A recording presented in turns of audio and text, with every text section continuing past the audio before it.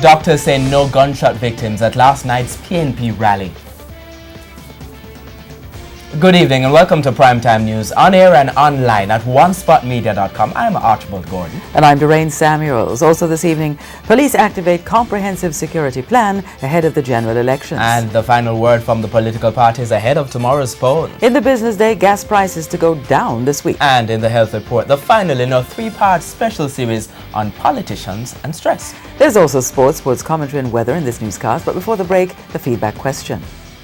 Do you believe the Prime Minister should have left the stage after shots were fired at the PNP rally last night? Share comments online, facebook.com/television Jamaica, and tweet us at Television Jam.